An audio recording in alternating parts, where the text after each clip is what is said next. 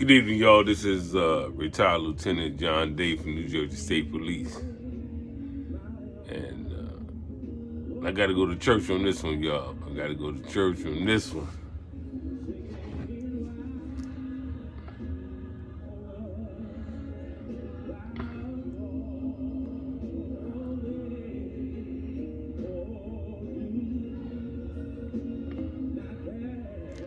And I just want to talk about,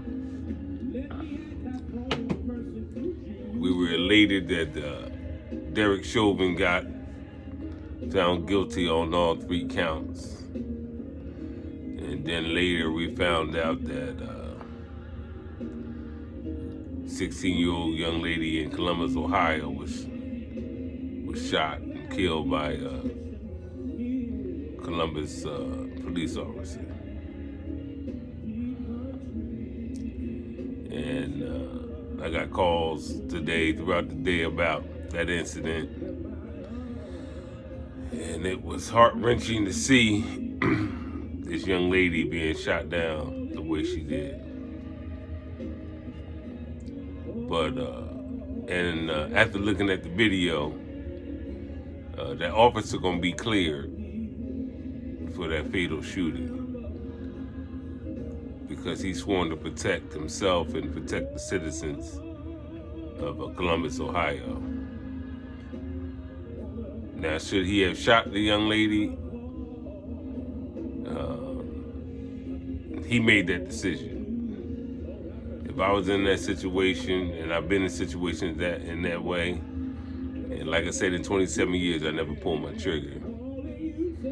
But I understand this young man only had a year and a half on the job, and he came upon that call and seeing a young lady getting pushed down to the ground and kicked in the head by unidentified male, and at the same time he's seeing this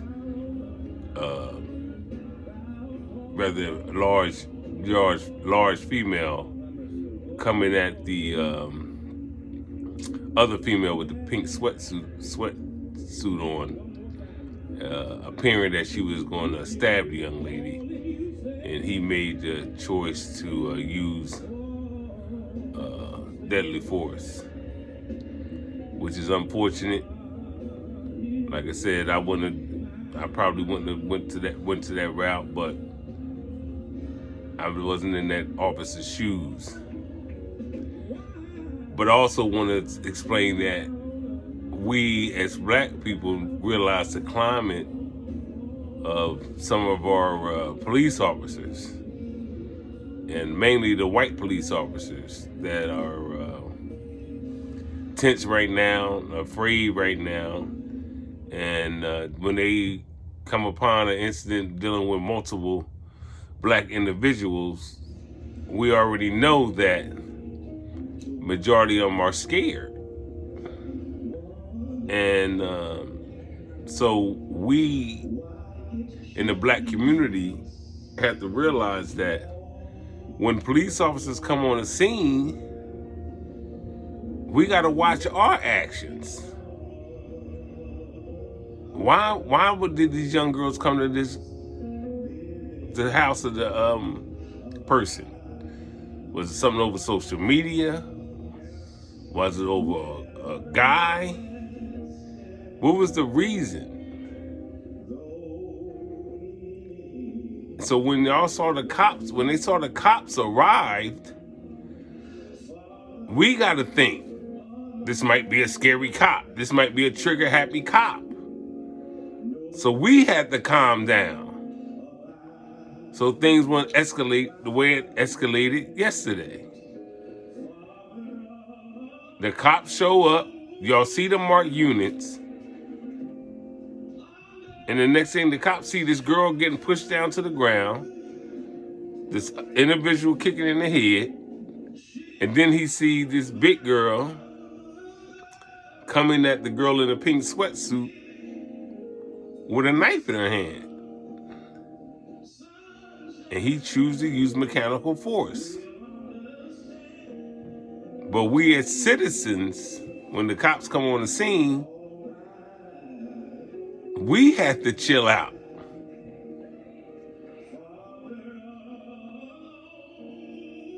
We can't give them an excuse to shoot us. So let's talk to our children when cops do arrive on the scene where it's heated, that we got to take it down a notch because this cop has a gun. And he may be scared.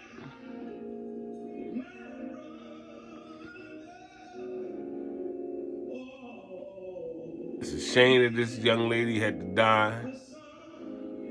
I don't think the cop knew she was only 16 years old. And some cops are not.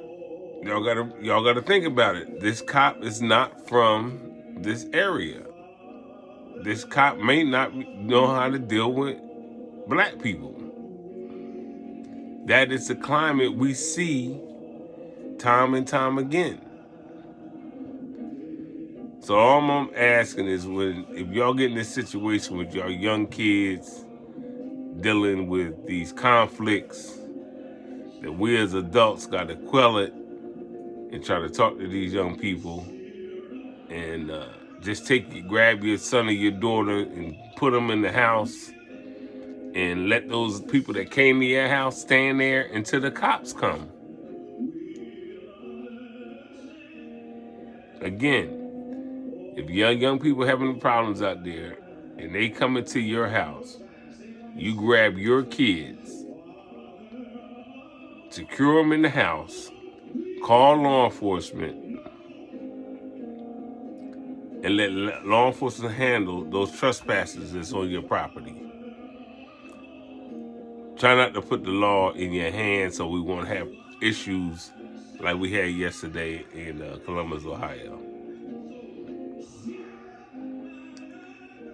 I'm not justifying what the cop did. I believe he can handle a different situation, but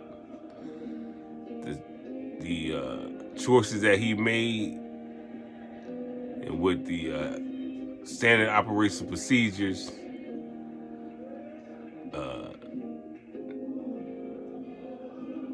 he's not going to be charged. He's not going to be penalized. Just by watching the video, the little I saw. But let us, as citizens, when we have situations that arises in that manner, let's think about, be proactive, and think about what may happen if the wrong cop show up to that call. It's just something for us to think about. And it's a shame this young sister at 16 is gone now. But let's not let an incident like that happen again over something that we as adults could have handled that situation if we had communication with our children. And my prayers go out to that family. And that's my opinion. We gotta be proactive with the cops and think about what is on this cop mind when he comes to a hostile environment, which that young cop came upon yesterday. All right, so comment on my message, and let's pray on it. That's why I'm playing the gospel music tonight, man. There's so much going on around this country, man. I gotta listen to old school gospel music to get through this, y'all. But we gotta pray for each other, pray for this country, and let's hope for change and have a dialogue and talk to these white cops and all cops about what's going on in our communities. So let's stay strong, let's stay positive, let's keep our heads up in 2021, and let's have a great summer, and let's not get too bogged down and get traumatized and have our anxiety levels high. So good night, y'all. God bless, and Let's pray for that family in Ohio. Take care. Peace.